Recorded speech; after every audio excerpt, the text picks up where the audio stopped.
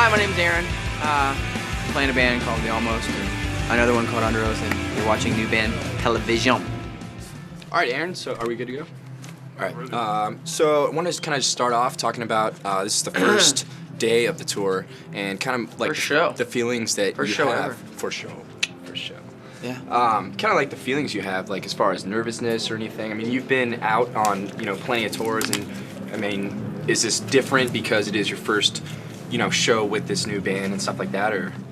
I mean, there's obvious apprehension and nerves, but it's cool, man. That's what fuels the fire. You know what I'm saying? Yeah. It's a little weird. Like this whole process has been a little weird, like recording records and stuff without Tim and the dudes. But I like it. It's fun. But it's a little weird, but it's super good. They're all very supportive and rad about it. So yeah. I was wondering. So they are supportive. Super rad. Cool. Yeah, they're all super rad about it. They all like the record, and it gets weird. But yeah, it's cool. That's great. Yeah. So tell me how this kind of like all came about. Like how you started. You brought some new guys up here for the Almost, and where'd you find those guys and stuff like that? I wanted to make a record that was one of those records where you put it in and you can drive in your car and just real simple, sort of structured rock tunes. So that's kind of the idea bug for just the thing as a whole. And then a friend of mine, my drum tech for Underoath, I was talking to him one night. We were on tour, on Warped Tour, and I was like, I gotta get a band. I don't know how to do that. You know what I mean? Like I was like, I don't even know how to. See, I got this friend Jay. He's a rad dude. He's a sick guitar player. He's like 25, blah blah blah blah, whatever, curly hair, whatever. And so I brought this dude to my house, and he listened to the record, and we just clicked. And he, from there, helped me find everybody else.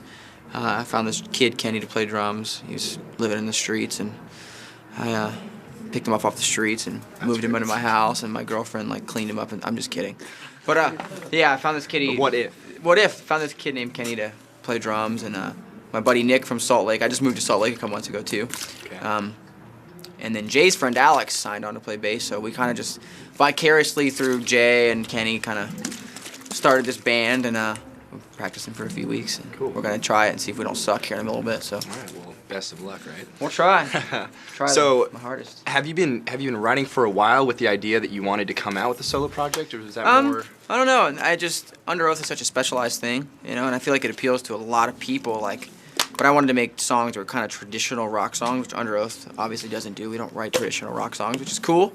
And I love it, and it's my heart, and it's where I'm at in life. But I wanted to make really traditional rock tunes. Not traditional in the sense of AC/DC or something like that, but just simple format rock tunes. So I wrote a bunch in the back of the Underoath bus, and some here in Burbank, or over in Burbank when I was here mixing to Find the Great Line. And yeah, that's it. Were you a part of the writing process with Underoath as well, or Underoath as well? Oh yeah, I mean, this writing process went on when I was in the studio with Underoath. Okay. 95% of these songs were written in the studio with Underoath. Okay. So right before we went.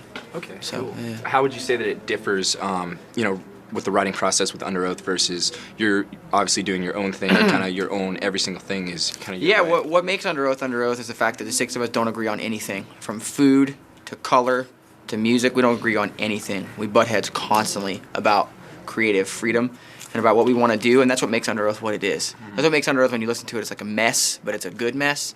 That's what makes it what it is. You know what I mean? That's kind of our shtick. Right, you know what I mean? When it was kind of like I just wrote these songs and I thought they were okay, and I ran them by people and recorded them. That was it, by myself. I was in the studio by myself. So you recorded everything yourself for? Yeah. My friend Kenny, Kenny Vasoli, he sings in that Starting Line band. Okay. He played bass on 2 songs. But other than that, I was all alone. Cool. And there's a choir, and Matt Slocum from Sixpence None the Richer did an orchestral arrangement, and had a dude play steel guitar, stuff like that. But all the guitar, bass, drums, vocals I did myself, yeah. That's gotta be cool to have your own creative freedom too. Yeah, dude, it was super fun, and it was fast. Recording by yourself is so fast because you don't have to explain to anybody else, Right. Play this way, or the pattern is this, or the pattern is that. You can just do it like you want because you know what you're doing. Not to say I know what I'm doing because I'm badass, but you know what I mean? You know what you're doing when you record one thing and you know how to match up with it, yeah. This is the time when everyone just wanna be